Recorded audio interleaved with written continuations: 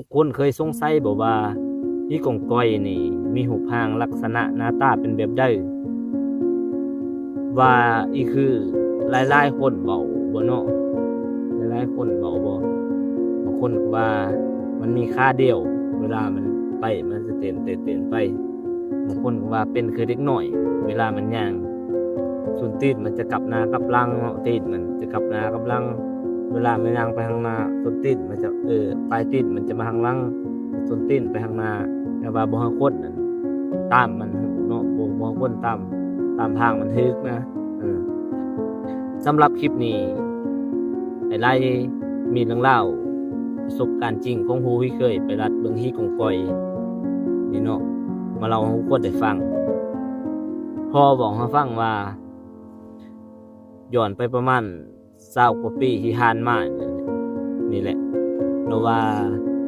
เราได้ไปเอาไว้กับลุงของเราไปนำกันมี3 คน3ไอ้น้องมีพ่อลุงโซกับลุงเคียน3 คนไปเขาไปป่าลึกเนี่ยเนาะบนป่าใหม่ใหญ่บนที่มีไว้เขาไว้มาขายไว้สูงเขาเฮ็ดตังค์เด้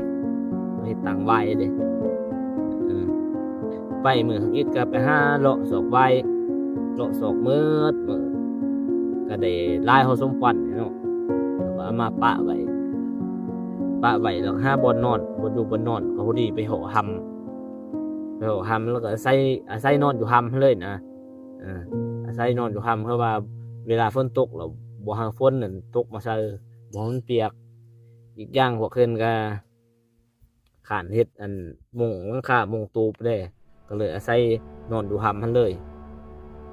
แล้วหำนั่นมีน้ำไหลอยู่ข้างในเนาะน้ำมีบ่แล้วมีห้วยนะมีห้วยไหลอยู่ข้างในไหลอยู่ข้างในหลังจากกินข้าวแลงกินข้าวกินน้ำแล้วก็เขานอนก็ด้วยความอิดเมื่อยเนาะก็หลับไปมื้อ3 คนของเพิ่นนี่หลับไปเขาตื่นมากลางดึกก็ได้ยินเสียงนี่ตื่นมากลางดึกประมาณ1 โมง 2 โมงแหละภาษาไทยก็ประมาณตี 1 ตี 2ก็ตื่นขึ้นมาพอสะดุ้งตื่นขึ้นมาก็ได้ยินเสียงฮีของก้อยห้องเลาะมาแต่ทางใต้ห้องเลาะขึ้นมา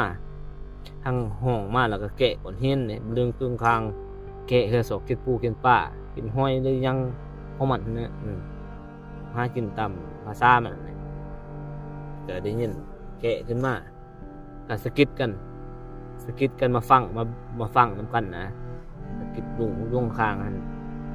พวกมาห้ามว่าเจ้าได้ยินบ่ก็ว่าได้ยินเบิดทั้ง3 คนหรือว่า3 คนได้ยินคือกันเบิดมันก็ห้องตายคือเนื้อหลังจากนั้นก็พากันนอนต่อตื่นตามาเช้ามื้อที่2มาก็ไปเลาะเอาไว้คือเก่าไปเลาะศอกไว้ตัดไว้พอตกแรงมาหลังจากกินข้าวกินปลาเนี่ยก็นั่งโซกันนั่งโซกันว่ามื้อนี้อันลุงเชียนนี่เว้าขึ้นมาก่อนหมู่มื้อนี้คันสมมุติว่าได้ยินเสียงฮีของก้อยห้องมาแล้วเฮาไปรัดเบิ่งเนาะว่ามันสิเป็นแบบใดว่ามีรูปร่างลักษณะหน้าตาเป็นไปได้นะด้วยความสงสัยเนาะก็ตกลงกันผู้ใดก็ว่าอีไปผู้ใดก็ว่าไปก็ไปเพราะว่าอยากเห็นว่ามันเป็นแบบใดหลังจากนั้นโซกันเถิงเติบแล้วก็เขานอนก็หลับไปคือเก่าหลับไปตื่นมาเวลาเก่าเวลาเดิมประมาณ1 โมง 2 โมงคือเก่านะก็สะดุ้งตื่นขึ้นมาก็ได้ยินเสียงที่ของก้อยห้องมาแต่ทางเหนือมันนี่ห้องมาอีดีห้องมาแล้วก็แกะก้อนหินบึงกึ่งกลางมาสกกินของกินปูกินปลามันนี่ก็สะกิดกระปุกกันเฮ้ยไปรัดบางทีนะก็หากันลุกเอาหัวโคมเอาไฟฉายขี่ไฟฉายมีตาเดียวเอาหั่นจอมหั่นนั่นได้เด้ก็กันไปรัดก็เป็นคนละจุดกันเด้ตกลงกันว่าผู้นึง ผู้หนึงอยู่ฝั่งนั้นแล้วสองคนอยู่ฝั่งทางนี้ผู้หนึงอยู่ซื่อทางครึ่งแล้วสองคนอยู่ฝั่งนี้เว้ากันว่าคันหามันมาหอดเครื่องกลางคันเราฮู้เครื่องกลางคันย่องไปซ้ายย่องไปซ้ายคันใช่ย่องเบ็ดย่องโคมมันใช่คันมันแล่นไปทางใต้ฮู้อยู่ทางใต้ให้ย่องลัดถ้ามันแล่นมาทางเหนือแล้วฮู้อยู่ทางเหนือให้ย่องลัดนะก็ตกลงกันก็นั่งมิดนั่งหลีอยู่ มันก็ห้องมาเกิดเขามาหอดประมาณ10ป้าย50 เมตรนั่นแหละเม็ดจิลีก็บ่ได้มีปรากฏการณ์หยังแหละเม็ดจิลีเสียงอันแกะก่อนเห็นน่ะก็เม็ดโดนเติบประมาณ4-5 นาทีนั่นแหละ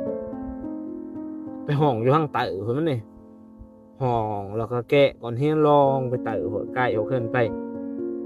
เพิ่นก็งงว่ามันไปไกลไปหอมได้นะย่องไปซ้ายน้ำไปเบิ่งก็บ่เห็นเพิ่นก็งงเนาะว่ามันใกล้เพิ่นไปได้จังได๋นะความหวังของเพิ่นว่าอยากเห็นก็บ่เห็นเว้าแล้วสรุปแล้วมันเพิ่นไปรัดเบิ่งนั่นก็บ่เห็นคือเก่าเนาะสัญชาตญาณของมันเด้มันก็คืออีเห็นนี่เนาะมันก็คืออันที่กองก้อยหันก็คือเห็นคนผู้ที่ไปรัดเบิ่งหันมันก็เลยมิดมื้อคืนของมันก็คือมื้อเว้นของเฮาแหละเนาะมันก็เห็นหูตามภาษาของมันเนาะก็เลยบ่เห็นที่กองก้อยนี่ก็เป็นเรื่องเล่าวทั้งหมดเนาะที่รายได้นำมาเล่าในมื้อนี้ถ้าทุกคนมักหรือว่ามีความคิดเห็นใดก็คอมเมนต์กันไว้เด้อว่าการเล่าของไอ้ได้เป็นแนวใดอย่างคนตำหนิติชมกันเนาะผู้ใดเข้ามาเบิ่งแล้วก็ฝากตำหนิติชมกันได้เด้อถ้าไอ้ไล่เบาผิดพลาดประการใดก็ขอโทษขออภัยเนาะเอาพบกันในคลิปต่อไปบ๊ายบาย